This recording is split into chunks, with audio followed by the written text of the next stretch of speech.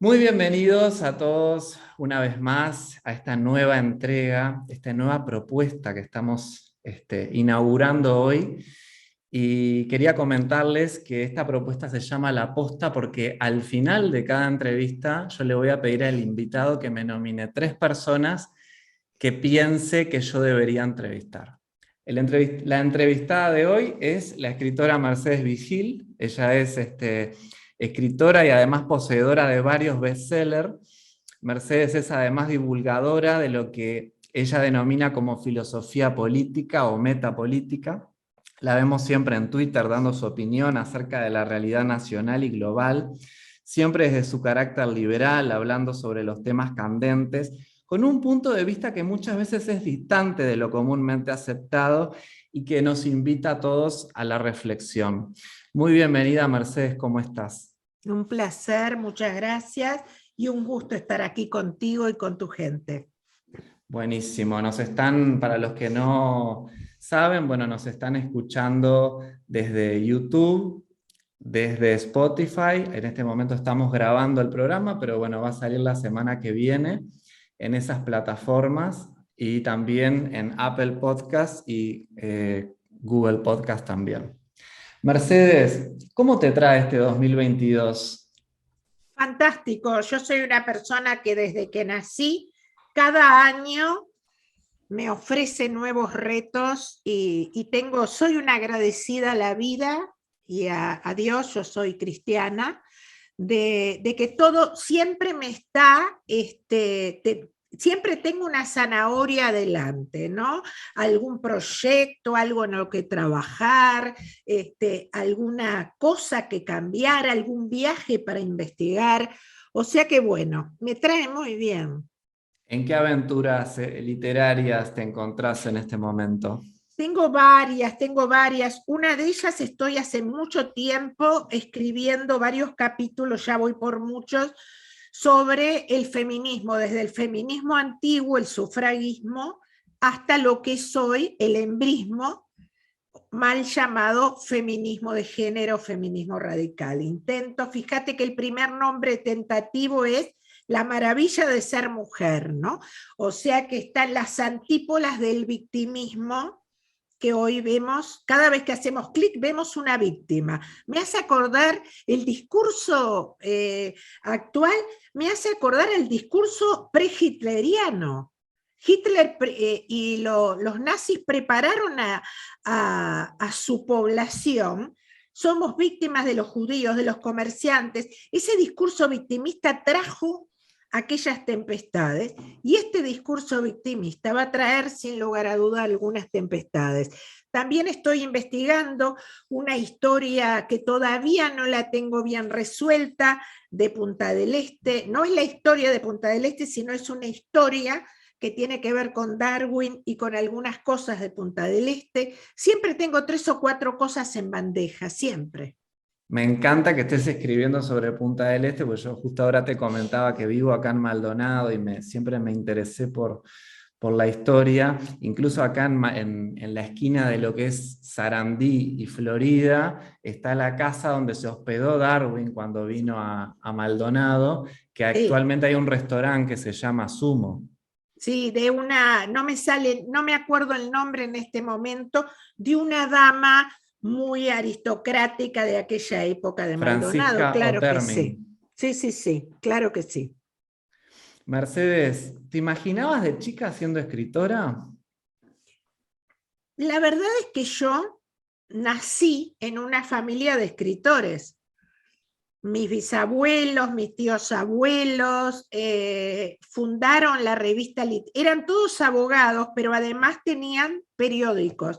La Alborada, la revista literaria, Azul y Blanco, infinidad de revistas. Es más, cuando la Revolución del 4, mi abuelo, que era senador nacionalista, fue preso por las publicaciones en un periódico y el hermano de mi bisabuelo Constancio Vigil escapó a Argentina y fundó Villic en el Gráfico y todo el imperio que después se desarrolló en Argentina. O sea que yo no fui una niña que puedo decir desde chica quería ser algo. Quería ser abogada, hice derecho o quería ser escritora. Pero para mí, que en casa hubiera escritores o intelectuales o libros y bibliotecas enormes, era algo absolutamente natural, digamos. Entonces eso me fue preparando para cuando empecé a escribir, que empecé a escribir muy chica, ¿no? Te voy a hacer una pregunta difícil de calcular, pero ¿cuántos libros pensás que has leído en tu vida? No tengo la menor idea. No tengo la menor idea, pero soy una gran lectora. Es más, muchas veces vuelvo a leer libros que leí hace 20 años. Creo que el escritor, todo escritor tiene que ser antes que nada un gran lector. La lectura, es más, todo pensador, fíjate tú una cosa, el logos de los griegos. Pensamos en palabras, es fundamental. Por eso siempre repito, y esto ya nos vamos más a la filosofía, que es muy duro lo que está pasando en Occidente con algunos países eliminando de la currícula filosofía o literatura. El ser humano, y ya está comprobado, siempre lo sabían los griegos, pero ahora los científicos lo comprobaron, pensamos en palabras. Por eso es gravísimo que, por ejemplo, en Uruguay, de cada 2 chicos que entran al liceo, uno no comprenda lo que está leyendo. No solo hay que leer mucho, sino que hay que comprender lo que se lee para formar en el cerebro, para ejercitar el pensamiento crítico. Por eso yo el otro día escribí un artículo que se llamó La era de los brutos. Con tan poca gente que sabe leer y que comprende lo que lee, las futuras generaciones van por un camino incierto. Sí, sí, es verdad. Y como dice la frase que no sé de quién es, capaz que vos te acordás, los límites de mi lenguaje son los límites de mi mundo. Sí, no me acuerdo de quién es, pero coincido totalmente con esa frase que además la neurociencia ha demostrado en las últimas décadas que es así. Pensamos en palabras. Por eso es tan importante rescatar el logos griego, ¿no? Sí, qué importante es la palabra y qué muchas veces qué prostituida que está la palabra, ¿no? El valor de la palabra.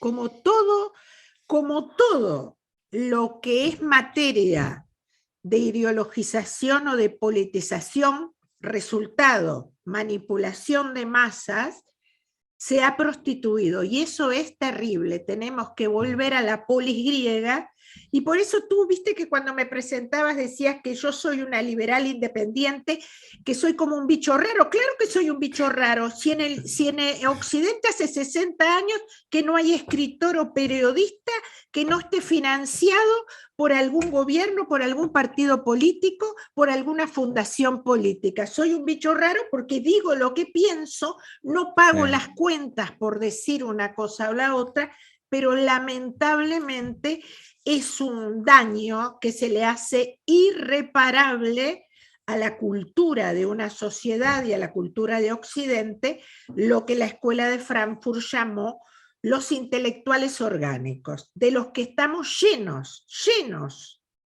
Sí, e incluso los que quieran como ahondar un poquito más en todo lo que Mercedes habla y dice, bueno, también la pueden seguir en Twitter, pero en YouTube hay un montón de videos que son súper interesantes para los que quieran un poco escuchar cómo es su pensamiento, su forma de pensar, todas las críticas que haces, ¿no? Desde el punto de vista de la filosofía política a la realidad nacional y a lo que está pasando, que lo decís de una manera que no todos lo dicen, ¿no? Te animás a decir esas cosas que de repente a muchos no se animan. Lo que pasa es que es como te digo, nombrame 5 escritores que no hayan que no estén con el espaldarazo de un partido político y con un cargo. Es muy difícil, ¿eh? Es muy difícil. Sí. Te va a ser muy difícil. Es más, cuando el fallecimiento de Biglietti me preguntaron por él y yo hablé de que pertenecía a una generación nefasta, es porque Biglietti fue de los primeros uruguayos, junto con Mario Benedetti y Galeano, de los contratados por Fidel Castro, dictaduras de 62 años, para, además, el pacto era este: yo te financio los libros, los viajes y los discos. En aquel momento eran discos, pero tú a cada lugar que vas decís que la revolución, estoy simplificando, ¿no? La revolución cubana es un éxito, y a las pruebas me remito. Por eso, cuando tú hablas, a mí me ha pasado de integrar foros internacionales. Por ejemplo, integro SOS Cuba y hemos hecho Zoom con exiliados y con gente que lo único que busca es la libertad, nada más, no busca otra cosa. Cuando le nombras a estos personajes siniestros, los detestan. Porque Mario Benedetti, me lo dijo un cubano y yo además lo sé, iba por el mundo viviendo como rey con la plata del proyecto de Fidel de Casa de las Américas, diciendo que era todo fantástico mientras había campos de concentración en Cuba. Claro. Entonces, si eso no son seres siniestros, ¿qué lo son? Vos además lo decís de esta forma, pero a su vez no dejás de pensar que la obra de Benedetti tiene su valor literario, ¿no? Por supuesto que sí, sin lugar a dudas. Y que eras amiga de él a su vez, o tenías un vínculo. Y además, yo tenía un vínculo, y además te digo una cosa, que con Benedetti paso con parte de la crítica. En Uruguay no hay crítica, en Uruguay hay escritores pobres que critican a sus colegas en diario. Hay uno o dos, te diré que hay dos críticos serios, y el resto son gente que llega a fin de mes criticando a otros, especialmente a escritores exitosos, porque son muy envidiosos. Los uruguayos son muy envidiosos, los rioplatenses lo son. Pero yo siempre digo, y dije cuando murió Mario Benedetti, que Mario Benedetti tiene más de 80 obras. Entonces, a Mario Benedetti se le pide lo que no se le pidió ni a Shakespeare ni a ningún escritor, que todas sus obras sean buenas, y la verdad que no. Pero a Mario Benedetti, escritor, le basta Montevideanos, algún libro de cuentos y La Tregua para mí ser un excelente escritor. Eso no significa que filosóficamente considere que por dinero hacer publicidad de una dictadura nefasta es inmoral. Son dos cosas distintas, ¿no? ¿Por qué pensás que nos cuesta en Latinoamérica valorar el éxito del otro cuando de repente en otros países como en Estados Unidos, por lo general, cuando te va bien, la gente te felicita, te arenga, te dice, dale, vamos arriba, seguí? ¿Y por qué acá, cuando de repente creo que tiene mucho que ver la filosofía? Vamos a entendernos. Todo Occidente y la América, incluyendo los Estados Unidos, desde Jefferson hasta San Martín, sin caer en el anacronismo histórico y la diferencia de épocas, eran humanistas. Esto es, el ser humano estaba en el centro de los desvelos de la sociedad. Hará unos 60 años, de la mano de la Escuela de Frankfurt, aunque también de Gramsci, fuimos cambiando en la cultura y en la educación la filosofía humanista por la relativista, que es marxista. ¿Cuál es la diferencia y por qué es tan distinto y son tan enemigos? Porque el humanismo tradicional con que nacieron nuestras patrias no sojuzgaba las libertades ni los derechos a nada. El ser humano era el desvelo de todos. El marxismo ve al individuo como una herramienta para la revolución. Entonces, desde cambiar la matriz filosófica, yo el otro día reposteé un artículo de hace un año que se llama Educar para el fracaso. Si hace 3 generaciones que educamos a los niños en las escuelas, en la UDELAR, en los liceos y en la mayoría de la literatura, para destruir la sociedad burguesa que les da cobijo, ¿entendés lo que te estoy diciendo? Claro. Educamos a seres para la revolución, para romper todo. Y esto está reforzado por los sismos, que también son producto de la Escuela de Frankfurt. Esto es, el indianismo, el ambientalismo, el feminismo radical, son marxistas. Y si vos mirás, todos abrevan de la teoría de la familia de Federico Engels, que es la antesala del manifiesto comunista. Esto es lo que Foucault llamaba las pequeñas batallas. La mujer contra el hombre, el heterosexual contra el homosexual, el occidental contra el indígena, el negro contra el blanco, y si no, ¿qué es lo que estamos viendo cada vez que abrimos o prendemos la televisión o la radio? Grupos de nosotros que se están enfrentando a otros nuestros, cuando la filosofía humanista en la que fuimos creados estas naciones era de concordia y de unidad. Claro que estamos creando gente violenta. Esto se lo dije hasta el año pasado cuando estuve con el presidente de la República y le dije, Luis, la violencia creciente no nace de un repollo.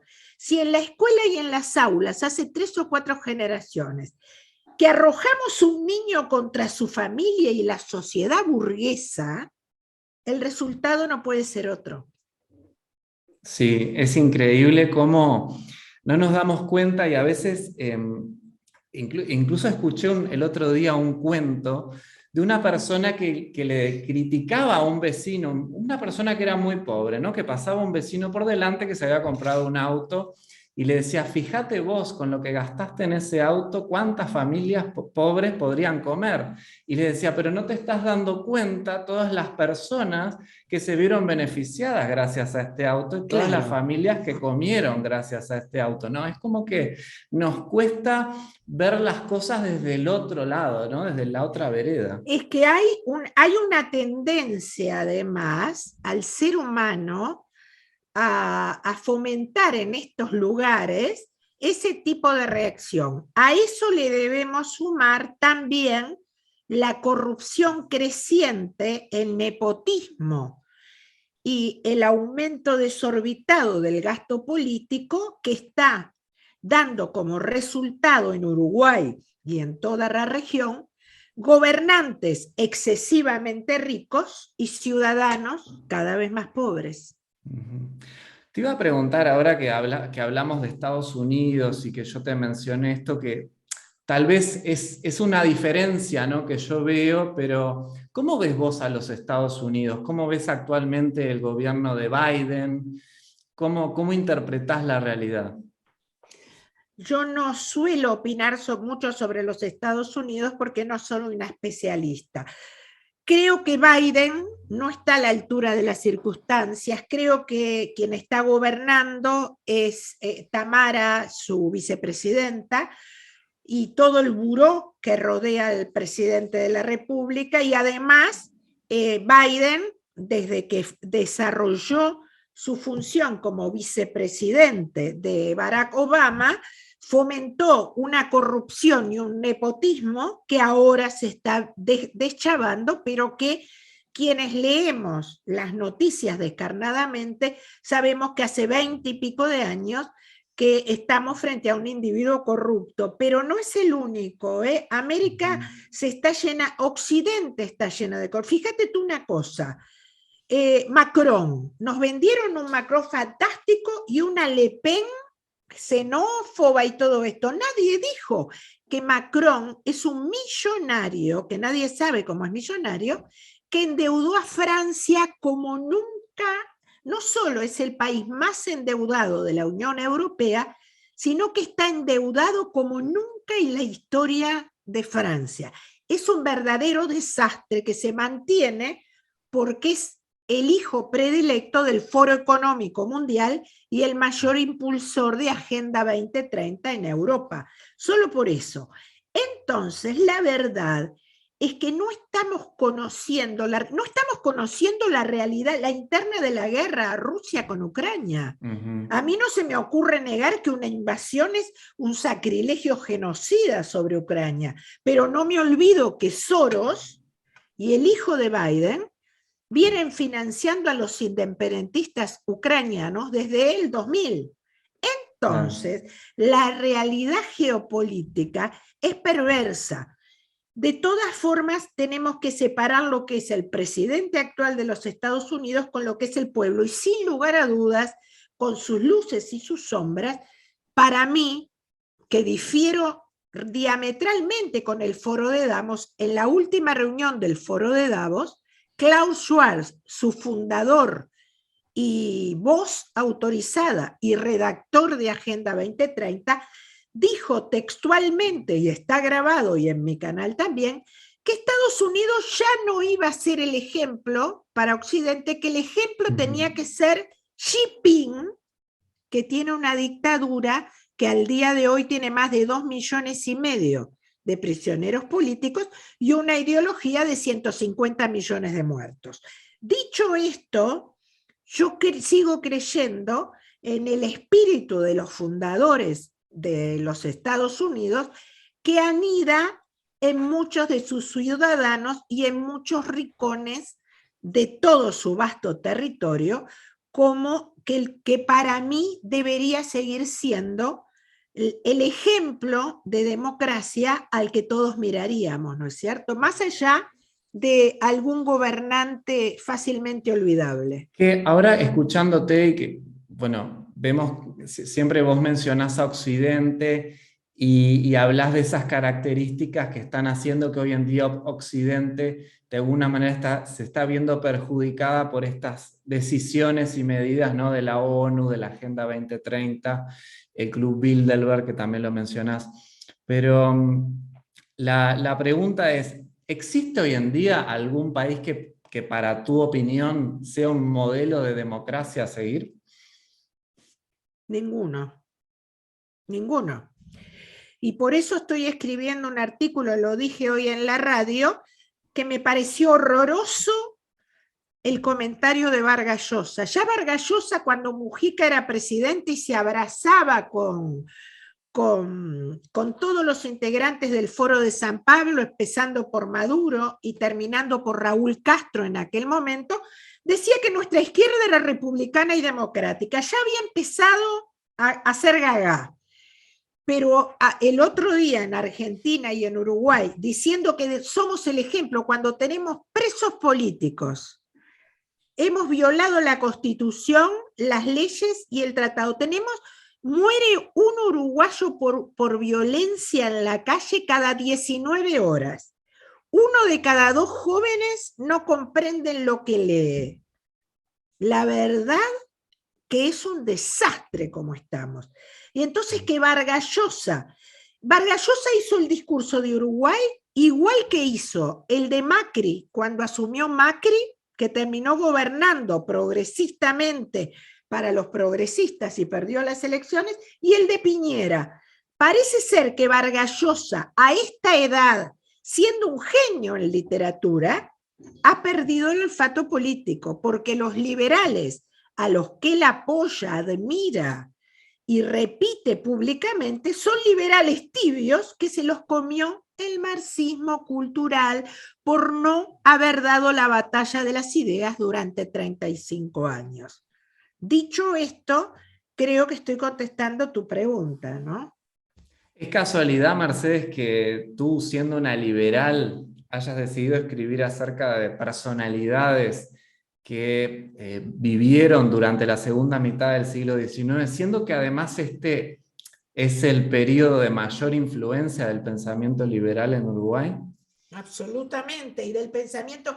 Escribir la historia de Sarmiento, por ejemplo, El loco, luces y sombras de Domingo Faustino Sarmiento, fue un viaje por todas las logias liberales de Estados Unidos, que bajó, se impregnó toda América Latina. Hablar de Varela, hablar de la reforma educativa en Chile, en Argentina y en Uruguay.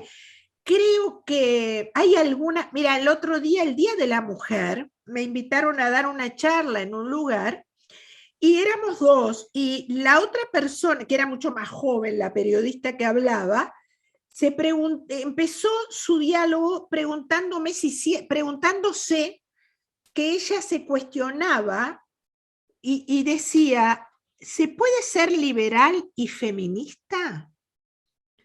Y cuando me tocó a mí le dije, justamente, no se puede ser feminista en el sentido completo si no se es liberal. Es en los países liberales en donde la mujer logró la igualdad ante la ley y un estatus que ahora tenemos. Yo En un momento recorrí el mundo, escribí sobre feminismo, por ejemplo, Marina Raskova, una piloto de guerra, y conté cómo era Stalin y cómo era Lenin. He hablado del feminismo en Inglaterra, en Francia, hace 2000 años, hace 300 años, en el siglo pasado, en el único lugar en donde las mujeres pudieron ejercer sus derechos dignamente es en los países liberales. Entonces, digo, no es casual, nada es casual. Vos hablás muchísimo de estos fenómenos que estás mencionando, y sabés que el otro día presencié un debate de dos personas, dos empresarios, que se criticaban el uno al otro en la forma en que se manejaban con sus seguidores en las redes, porque además son personas que tienen muchos seguidores, ¿no? Uno era positivista, ¿no? Lo que denominamos el falso positivismo, y el otro era antagónico a esa postura, ¿no? Entonces yo lo que hice fue transcribir un fragmento de lo que dijo el que criticaba al positivista, y decía: hay personas que no son capaces de afrontar que la realidad está llena de negatividad. Si fuéramos capaces de tolerar la frustración al mismo tiempo que el optimismo, seríamos mucho más maduros en la toma de decisiones. Lo que le sobra a nuestras generaciones es optimismo mal fundamentado. Y te quería preguntar, ¿qué opinás de este fenómeno del falso positivismo que está sobre todo entre los jóvenes hoy en día? La verdad es que creo que tanto lo que leíste como el falso positivismo que está floreciendo en los últimos tiempos, y sobre todo con copetes en las redes, está impregnado de lo que está impregnado todos los estudiantes, mayores de 65, menores de 65 años. Es relativista. Entonces está viciado de nulidad el resultado último, por más que se quiera abrazar cualquiera una de las tendencias. Y te voy a decir que acá no nos vamos a ir a Comte, no es necesario hacer la genealogía del positivismo. Acá el problema no es el positivismo, ni el relativismo, ni siquiera el krausismo, que tiene una pata adentro y otra afuera. Acá el problema es entre el humanismo y el relativismo. Y fíjate tú que el relativismo no es una corriente filosófica, es una manera de pensar, igual que el humanismo. Vos podés llegar al krausismo o al positivismo, desde Comte hasta los más modernos, desde el humanismo o desde el relativismo. Y lamentablemente, y tú que tenés conocidos o familiares, generalmente la izquierda es absolutamente relativista. Es más, por eso llegó tan tarde a los derechos. La gente le llama la atención que generalmente políticos, profesores, intelectuales, o ahora que son los actores, los sindicalistas, relativicen, por ejemplo, y periodistas, que son los más relativistas, les cueste definir que Venezuela o que Cuba es una dictadura. Te lo estoy poniendo en un ejemplo, lo vemos todos los días. Y yo no sé de qué se asombran. Si hace 4 generaciones que educamos relativistas. Para los relativistas que son marxistas, todo es bueno si ayuda a la revolución. Aún los campos de concentración del Che Guevara. En eso pensaban los que le pusieron al paraninfo de Facultad de Arquitectura Ernesto Che Guevara. Claro. No es que dijeran que no existían los campos de concentración ni los fusilamientos. Para ellos era bueno porque son relativistas en tanto y en cuanto posibilitara la revolución. Desde ahí, que no es una filosofía en sí, una idea filosófica, sino es una forma de pensar, toda corriente filosófica se puede transformar en mezquina o en loable. Entonces, por eso vos decís que gente de mi generación hoy en día, y por la influencia de esta línea de pensamiento, tienen de alguna manera baja tolerancia a lo que es la frustración. Eso es otra cosa, porque al empuje de la filosofía relativista se le suma la fuerza indoblegable que parece un tsunami de la sociedad de consumo. Y si tú tenés una sociedad relativista, para ti el valor moral o ético tiene el mismo valor que el yin que te querés cambiar todos los años.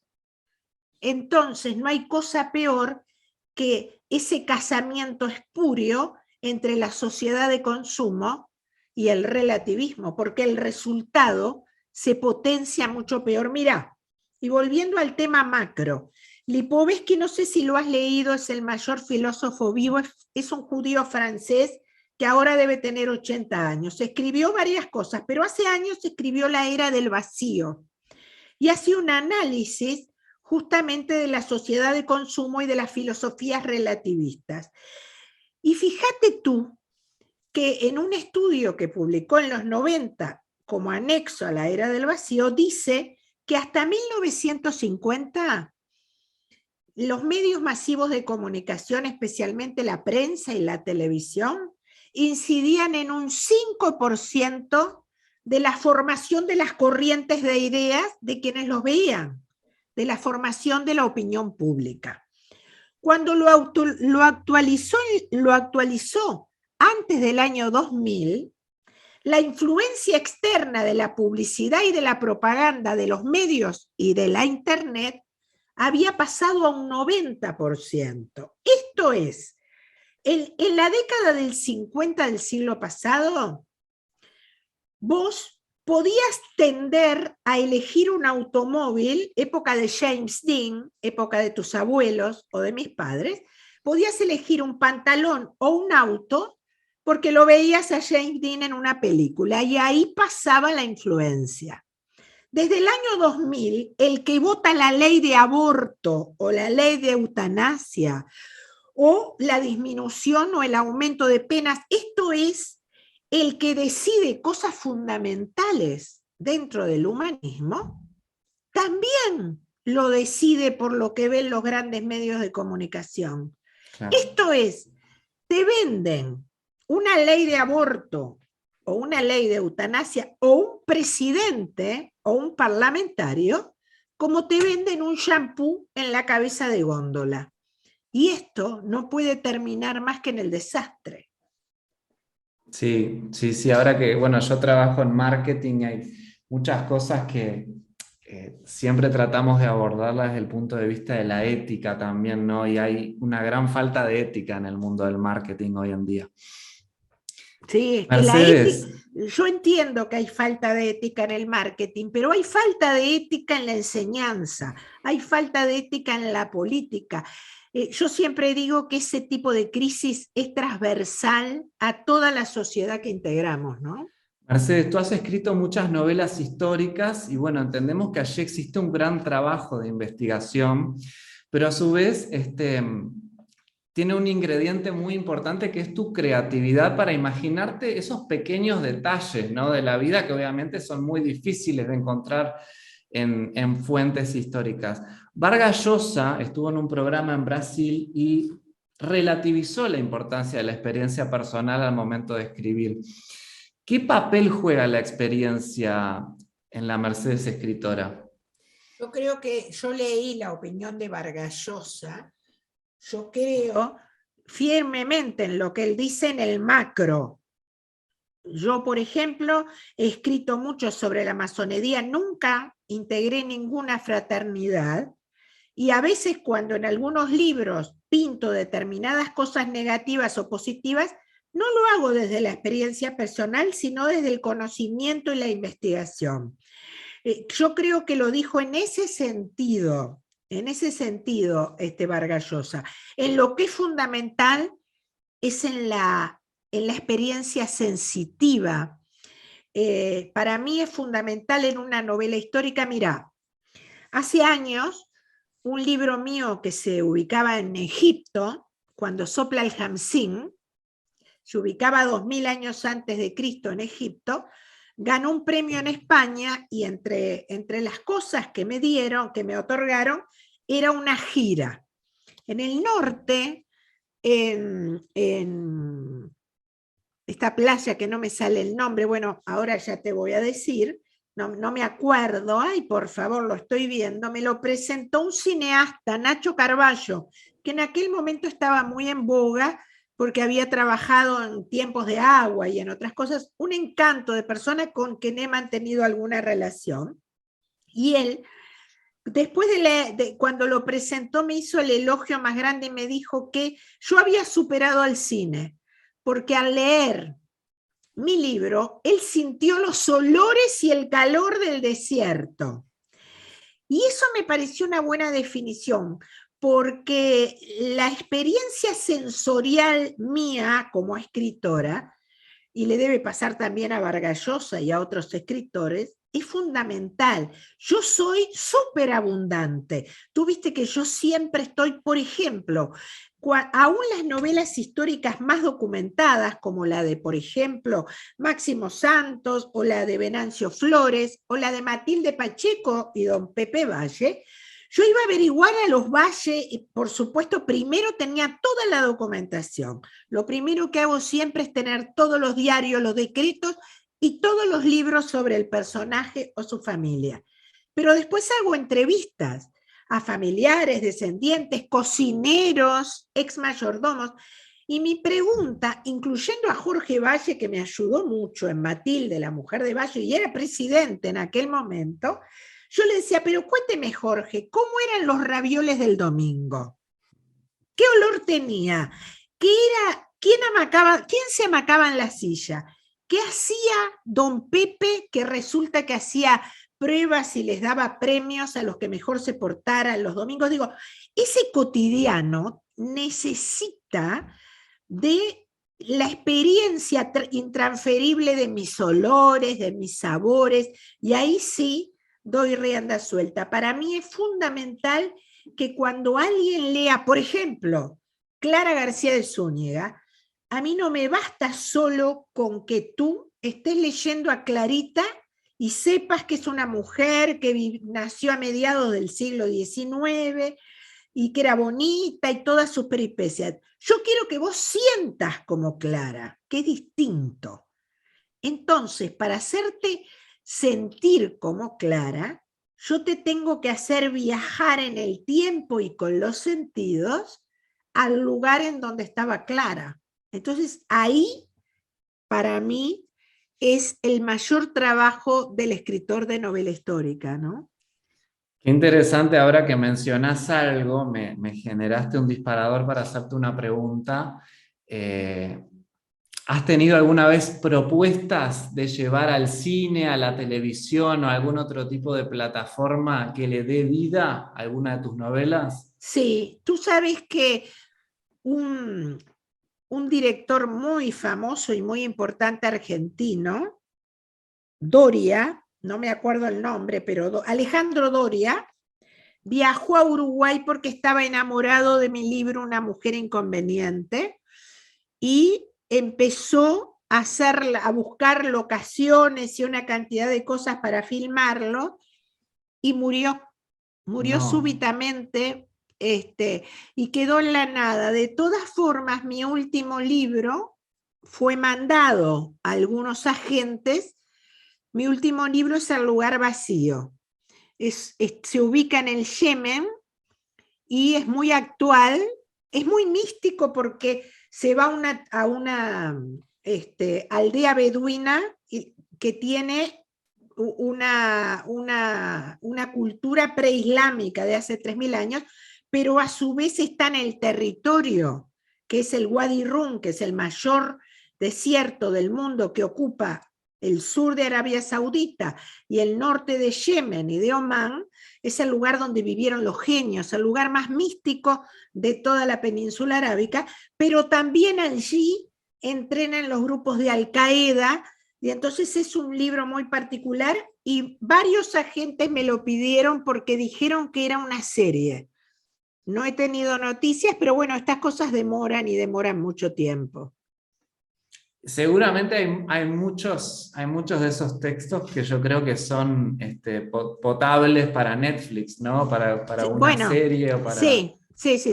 La otra vez, por ejemplo, Guillermo Loca me decía al aire en una charla que tuvimos que Clara la loca, merecía una película. Bueno, hay mucha gente dando vueltas por ahí, hay que conseguir plataformas y productores, pero bueno, eso se lo dejo a alguna gente. Contanos tu experiencia con Zahi Hawass en Egipto. Maravillosa. Tú sabes que yo cuando empecé soñé con una médica egipcia, y cuando consulté acá en Argentina o en España, que hay muchos especialistas en Egipto, todos me decían, yo soñé que era la jefa de médicos, pero que estaba en el Imperio Antiguo, y todos me decían, no, estás loca, ¿qué se te va a ocurrir una jefa de médicas en el Imperio Antiguo? Entonces empecé a escribir y me comuniqué en el Supremo Consejo de Antigüedades de Egipto, reúne a 6.000 egiptólogos de todo el mundo, cuyo presidente creo que sigue siéndolo Zahi Hawass, el mayor egiptólogo del mundo. Entonces me empecé a escribir hasta que me contacto con una egiptóloga, Nadia Tamun, que sigo en contacto, alemana egipcia. Y bueno, me empecé a escribir, le conté a dónde iba, le conté que quería escribir sobre la condición de la mujer, bueno, durante un año, hasta que llego a Egipto. Ya había estudiado todo lo que podía haber estudiado sobre la mujer. Cuando llego, me dice el embajador uruguayo en el aeropuerto, ellos trabajan los domingos, era jueves, que el domingo me iban a recibir en el Supremo Consejo. Y yo creí que me iba a recibir un portero. Claro. Y me dijo, no, te va a recibir Zahi Hawass y Nadia Tamun. Y además me recibieron con una carpeta, la jefa de médicas de la sexta dinastía Imperio Antiguo era mujer, solo que yo le había puesto un nombre, Iset, y se llamaba Pellenet. O sea que mi sueño tenía que ver. Me esperaron con una carpeta, me llevaron justo en esa semana, porque yo tengo suerte, porque hay algunas cosas que tenés que tener estrella. Si hubiera llegado en otro momento no hubiera sido. La National Geographic en esa semana le había regalado al Supremo Consejo un escáner portátil. Esto es un resonante magnético portátil, y las momias que hasta ese momento se estudiaban con laparoscopía, esto es, metiendo un cablecito, empezaron a escanearse. Y justo yo llegué ahí, me invitaron, pude ver escaneos, pude ver cosas, por ejemplo, que de pronto yo veía, me decía Zahi Hawass, todo en inglés, ¿ves acá? Esto es un tumor, y este paciente fue operado de un tumor y vivió 20 años después, o un implante dentario, o un implante de huesos. Fue una experiencia absolutamente increíble. La verdad es que, y me enseñó muchas cosas, por supuesto. No, la verdad es que te preguntaba porque me sorprendió bastante, incluso por todos los testimonios que hay en YouTube de gente que ha querido llegar a Zahi Hawass. Increíble. Y ha sido bastante difícil, ¿no? Y además, ¿sabes una cosa? Que además bromeamos a veces con algunos colegas o historiadores, que parece que se enamoró de mí, porque era una cosa que me invitaba a todos lados, y yo siempre decía que sí, te podrás imaginar. Claro. No, mi experiencia fue fantástica. Es más, fíjate tú lo generoso de este hombre que estudió en los Estados Unidos y que hace 50 años que es el curador de todo el patrimonio. En un momento, en una reunión, empezamos a hablar del saqueo de Occidente, que es algo que se comenta mucho. Hay Occidente, se llevó, los ingleses y los franceses se llevaron las momias, se llevaron todo. ¿Sabés lo que me contestó Zahi Hawass?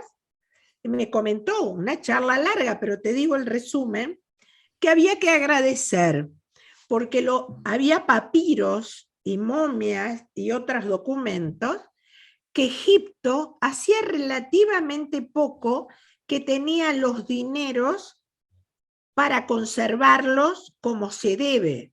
Claro. Tú sabes que los papiros, las momias requieren un equipamiento monstruoso para su conservación, la humedad, la purificación, la luz.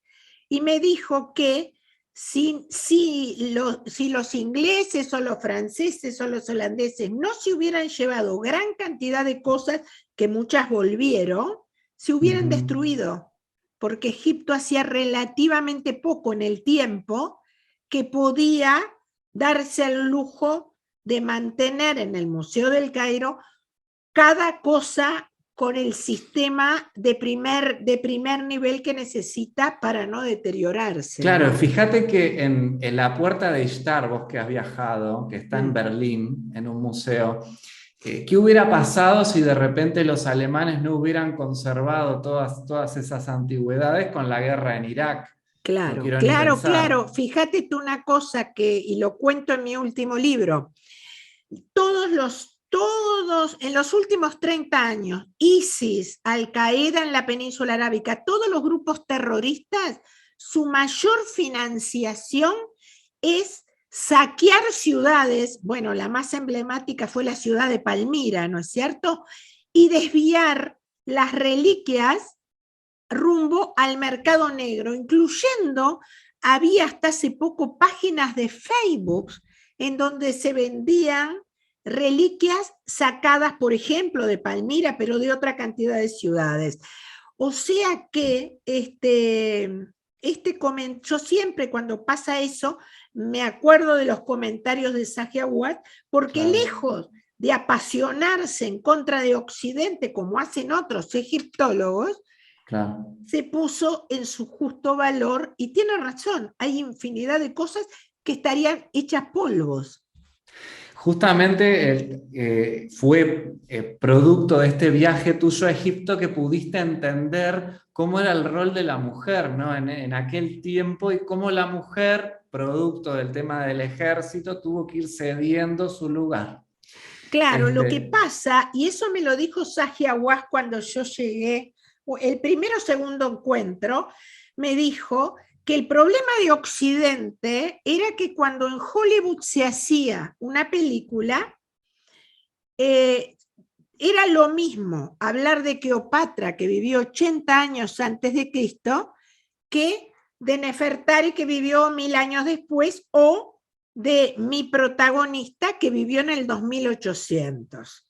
Y ahí entonces me dijo, sí, y por eso yo seguí sus indicaciones, porque cuando el personaje, por ejemplo, de Iset, está peinada con una coleta especial, vestida de una forma especial y comiendo una galleta de chufas, como se llama en aquel momento, es porque era lo que se estilaba en la sexta dinastía del Imperio Antiguo. Muy diferente a la época de Cleopatra, que es la que estamos más acostumbrados. Ese rigor, yo siempre tuve un rigor académico muy importante. Muy difícilmente vas a encontrar un error, y si en algún momento lo encontrás, me voy a poner a estudiarlo para en la nueva edición, porque para mí es muy importante transmitir el conocimiento lo más acercado a la realidad. Pero es lo que no pasa o no pasaba generalmente en Occidente cuando se recreaba. Y una de las cosas más sorprendentes es que en la época esta que yo cuento, la mujer gobernaba, se divorciaba, era jefa de médicos, muy distinto a lo que sucede cuando caemos en el primer periodo intermedio y después aparecemos en el Imperio Medio, y ni que hablar en el Imperio Nuevo. Pero estamos hablando de 2000 años de diferencia o más. Por eso están para mí, por eso a veces repito, sexta dinastía, Imperio Antiguo, no es lo mismo el Imperio Antiguo que el Imperio Medio, que el Imperio Nuevo, porque me acuerdo que Saji Aguas me dijo, imagínate que alguien hiciera una película sobre tu patria y los pintara igual ahora que hace 500 años. Y es verdad, no somos los mismos en 500 años y pretendemos pintar a los egipcios igual en 2000 años, ¿no? Claro, incluso ahora que mencionás cómo fue cayendo la importancia o digamos, los derechos que tenían las mujeres, que la figura de Cleopatra estaba hasta hace un tiempo bastante denostada y se la asociaba siempre como un apéndice o de Julio César o de Marco Antonio, Pero no se decía, por ejemplo, que Cleopatra había ido a la universidad, que hablaba 9 idiomas, que era médico, que era filósofo, Porque era un no montón. interesaba.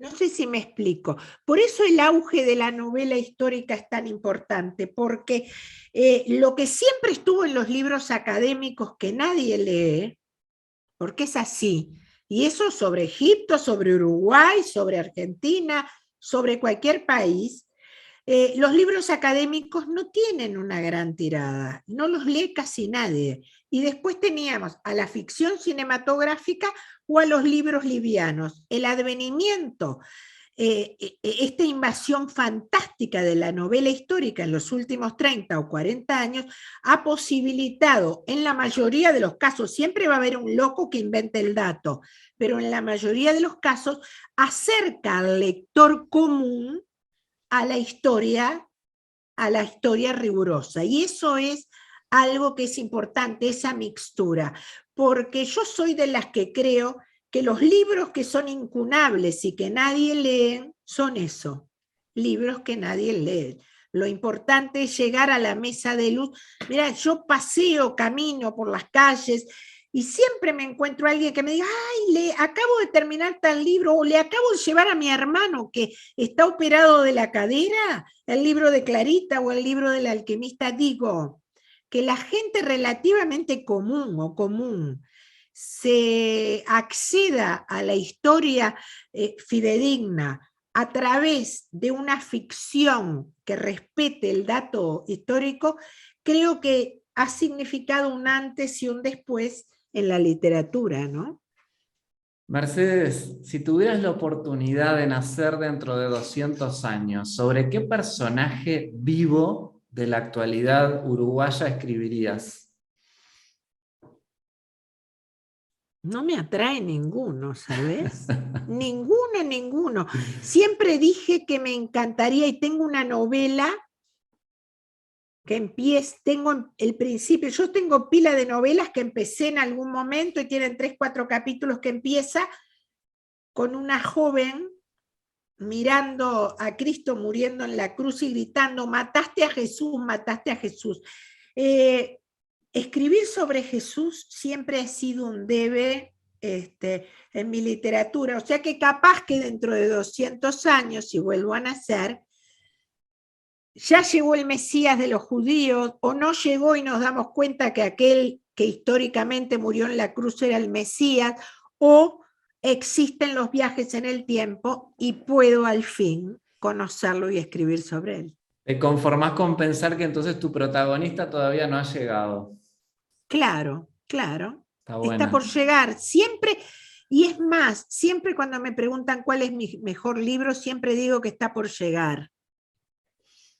Sabés que estuve leyendo un poquito la historia de Joan Catherine Rowling, que es la escritora de Harry Sí, Potter, que bueno, una genia. hace 30 años vivía en la pobreza, bueno, cobraba un plan social, haciendo lo imposible para mantener a sus hijos, y hoy en día figura en Forbes como la escritora, como la primera escritora millonaria de la historia. ¿Vos pensás que se puede llevar una vida acomodada y relativamente rica, digamos de alguna manera, escribiendo libros en Uruguay? No, en Uruguay no. Es más, hay un prejuicio, desde ya te digo que hay un prejuicio porque como yo, no por vender libros, sino porque provengo de una familia acomodada y tengo una vida medianamente acomodada, siempre los vulgares carroñeros de mis compañeros escritores a sueldo dijeron que yo era una rubia paqueta que nunca podía escribir bien. No sé Claro. si me explico, no, nunca fueron capaces de, que yo respetaría, de hacer una crítica literaria. No, usaban siempre falacias, nada que ver con la literatura, o mi color de pelo, o dónde vivía, o la familia, o el apellido. Hay gente que ha dicho que como tengo un apellido Patricio, digo, cualquier disparate alejado Claro, al análisis literario, cero, ¿no? total, claro. Este, pero no, por más que yo he vendido 7 libros de oro, significan que he vendido muchos libros en Uruguay y en otras partes del mundo, pero muchos me han dicho, si hubieras nacido y escrito en los Estados Unidos, pero bueno, es totalmente distinto. Pero me encanta Claro. lo que le pasó al autor de Harry Potter, primero porque tiene una genialidad fuera de lo común. Segundo, porque tiene unos ovarios para no sumirse al discurso hegemónico feminazi actual. Claro. Y además, porque sé que escribió sus primeros libros en hojas que le daban en una cafetería porque no tenía dinero para hacerlo. Entonces es una historia de superación cuando el talento puede más. Sí, por eso te la mencioné, incluso vi que hasta la han juzgado últimamente por Por un comentario supuesto. que hizo que la tildan no sé si era transfóbica, por hacer un Claro, comentario. lo que pasa es que para los grupos radicales, por ejemplo, a mí me han dicho que fíjate vos, no voy a ser autorreferencial. Lo dije el otro día en la Cumbre Mundial de la Libertad. Porque viste que en el mundo, como Bolivia está tan horrible, Perú está horrible, no sé cuánto, dicen Uruguay es fantástico. Yo voy a decirles esto.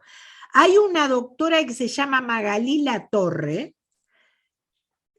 que está acusada frente al colegio médico de transfóbica por haber colgado en Twitter el año pasado que las únicas integrantes de la especie humana que pueden reproducirse son las mujeres. Esto fue cuando la noticia de aquella mujer que era transexual, pero que conservaba todo su sistema reproductivo, en España tuvo familia.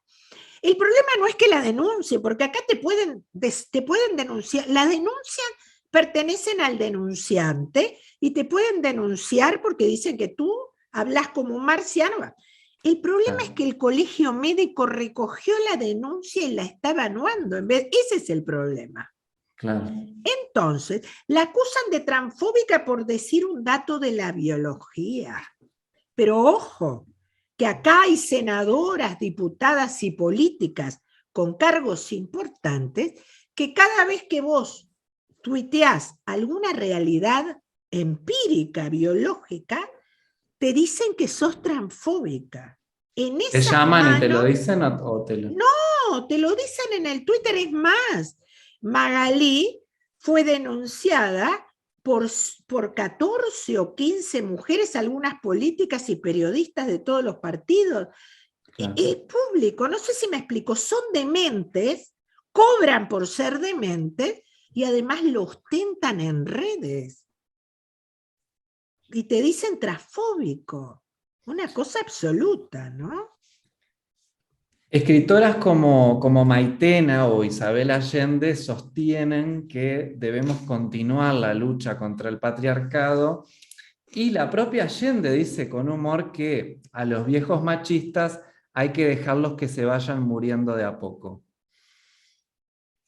Bueno, Isabel, a quien admiro como escritora, ya está grande y está diciendo algún disparate. Maitena, a quien conozco desde joven, las sustancias que siempre consumió le deben haber atrofiado el cerebro, porque dos mujeres exitosas que viven muy bien de sus carreras, que en el siglo XXI hablen del patriarcado, es ridículo. Porque que lo diga, no existe el patriarcado, murió hace muchos años. Lo mandamos al museo justamente las mujeres, las feministas tradicionales, pero que mujeres exitosas, con libros importantes, con películas multimillonarias, divorciadas varias veces, una con amor libre y que se digo, sí, sí. La verdad es además que lo dice públicamente. ¿Dónde ¿no? está el patriarcado? ¿Dónde está el patriarcado en este siglo que estamos viendo la guerra de Ucrania y Rusia y las que se pueden escapar son las mujeres, no son los hombres? ¿Dónde está el patriarcado? Que la mayor cantidad de personas que se suicidan o viven en la calle son hombres. Los que realizan trabajos más peligrosos son hombres. Es ridículo. Y que lo digan dos multimillonarias que han hecho... Isabel Allende ha tenido más maridos que yo contactos en la guía telefónica. Bueno, Maitena ya sabemos su vida, ¿no es cierto?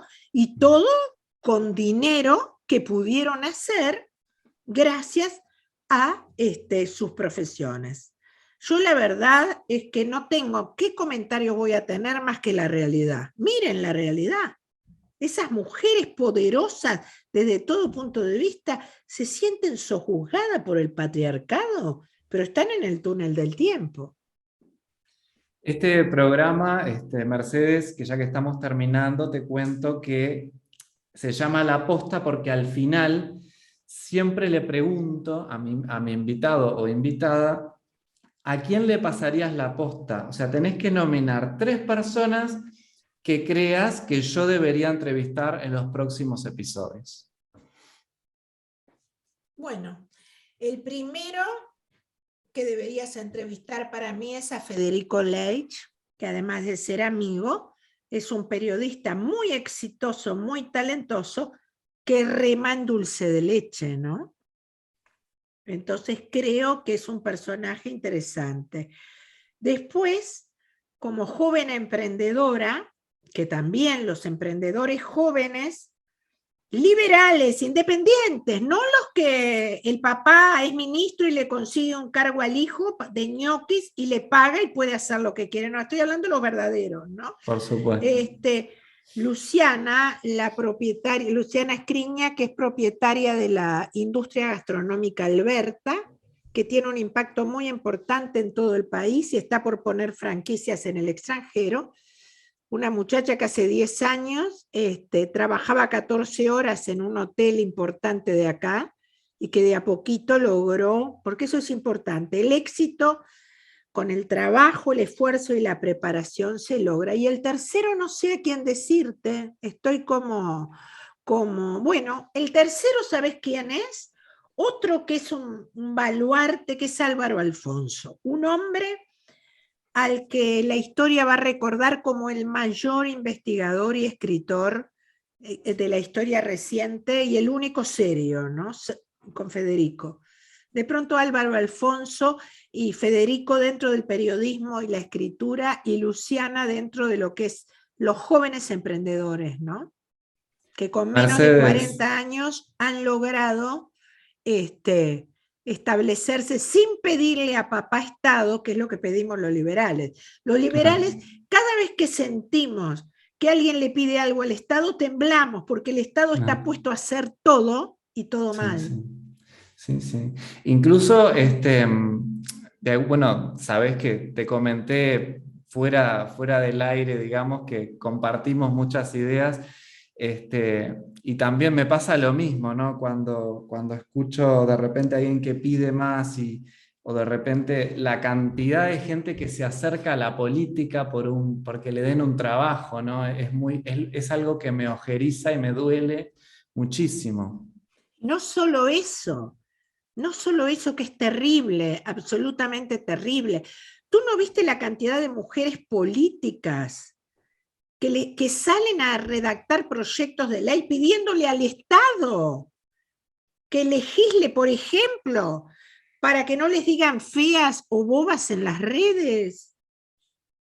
O para ver el Gran Hermano, quién lo personal. Mira, una de las cosas peores que trajo el Mayo francés fue la famosa frase: lo personal es público. Desde ese momento, y ahora las feministas uruguayas y occidentales lo dicen, el Estado tiene que decidir todo. Según Agenda 2030, hay leyes, todavía en Uruguay no llegaron, pero va a llegar, por ejemplo, en México.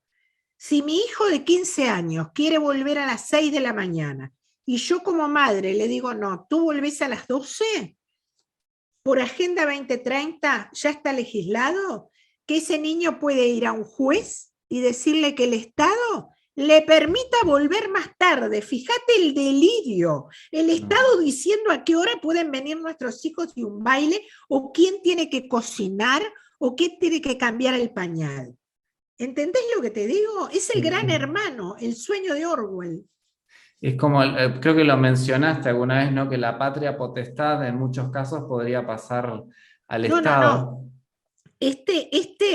Este titular que recorrió el mundo y causó asombro, que creo que fue una política española, una ministra de Igualdad, que dijo, no, pero los niños no le pertenecen a los padres, sino al Estado. Eso es Agenda 2030. En Agenda 2030, que suscribimos 193 países y Uruguay también, y va a empezar a regir en el 2030, dice que la patria potestad es del Estado. Esto es el manifiesto comunista, el libro de Federico Engels, sustituir la familia y sustituir al padre por el Estado. Y el Estado, en el marxismo comunista, es el Partido Comunista. Es terrible. Y la gente, vos sabés que no se da cuenta, no lee, no asocia.